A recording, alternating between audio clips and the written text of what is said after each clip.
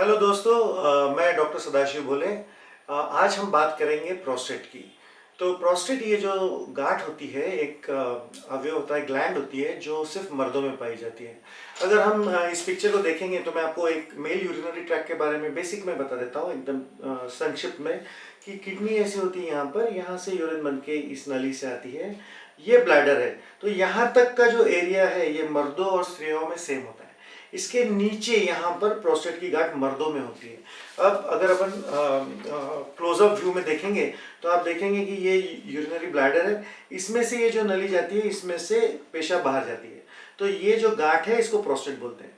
इसका बेसिक जो वेट होता है नॉर्मल हेल्दी एडल्ट में वो 20 से 22 ग्राम होता है। और इसमें से जो सेमाइनल फ्लूइड होता है या शुक्राणु का जो फ्लूइड होता है वो ये ग्लैंड बनाती है और इस नली से ये बाहर आता है। तो इसे हम प्रोस्टेट बोलते हैं। अब ये एकदम जो प्रोस्टेट की बीमारी हम बोलते हैं, ये प्रोस्टेट की बीमारी एकदम एक मर्दाना बीमारी है ये। और ये मर्दों में नॉर्मली 50 साल के बाद में पाई जाती है। कुछ मर्दों में थोड़ी अर्ली एज में भी हो सकती है। इसमें क्या होता है कि ये गांठ में वृद्धि हो जाती है, बढ़ जाती है ये। तो जब ये बढ़ जाती है तो ये जो नली है जिसमें से एक्चुअली पेशाब बाहर आती है, ये नली दबना शुरू होती है।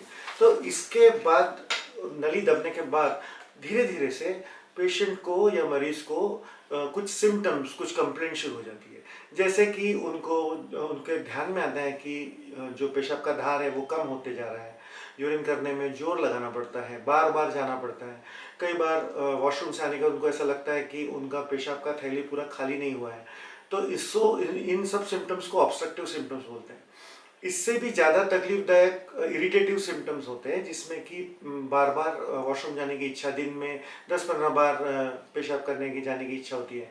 रात को कई बार नींद में से डिस्टर्ब होके यूरिन जाना पड़ता है, वॉशरूम जाना पड़ता है। और अर्जेंसी मतलब पेशाब को रोक पाना मुश्किल होता है। तो ये बड़ा एक एम्बेरसिंग एक सिचुएशन है। तो प्रोस्टेट की वृद्धि जो होती है ये एज के हिसाब से, उम्र के हिसाब से होती है। अब ये कोई ऐसी दवाई है क्या जो हम लेकर उसको रोक सकते हैं? जी नहीं। ये आपके जेनेटिक्स पे होता है। ये जेनेटिकली ऐसा पाया जाता है कि अगर आपके फादर को या आपके चाचा को प्रोस्टेट की बीमारी थी तो आपको प्रोस्टेट की बीमारी होने की संभावना ज़्यादा है। क्या ये एक प्रकार का कैंसर है? जी नहीं। बीपीएच या बीईपी, उसका पहला बी है वो है बिनाइन। बिनाइन मतलब नॉन कैंसरस, मतलब ये किसी प्रकार का कैंसर नहीं होता है।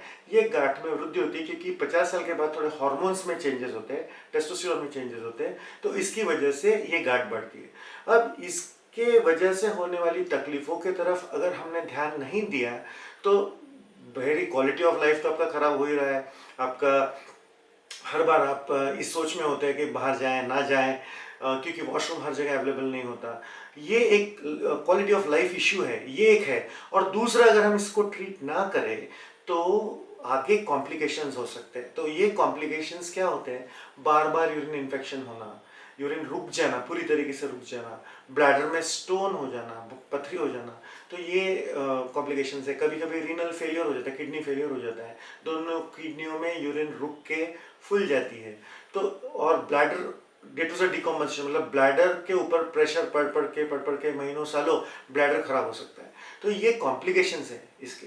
तो दो इसके पहलू है, एक तो क्वालिटी ऑफ लाइफ इशू जिससे कि पेशेंट बहुत परेशान होता है, और दूसरा ये कॉम्प्लिकेशंस, ये इसके सिक्वेलीज होते हैं ये बीमारी के आगे चल के अगर हम ट्रीट ना करें। तो ट्रीटमेंट एकदम सिंपल है। अगले एपिसोड में हम ट्रीटमेंट के बारे में भी बात करेंगे। लेकिन हाँ, अगर आप मर्द हैं तो आप ये ध्यान दें कि ये प्रोस्टेट ग्रंथि सिर्फ आप में होगी, और इसके बारे में आपने जानकारी रखना बहुत जरूरी है। प्रोस्टेट में कैंसर भी हो सकता है, उसके बारे में हम अलग से चर्चा करेंगे। और मेरा ये पर्टिकुलर एपिसोड में आपको जस्ट एक बेसिक एक ड्राइंग देना था कि एक आपको कल्पना देनी थी कि यूरिनरी ट्रैक्ट में प्रोस्टेट नाम की एक ग्रंथि होती है जो सिर्फ मर्दों में होती है। Thank you very much.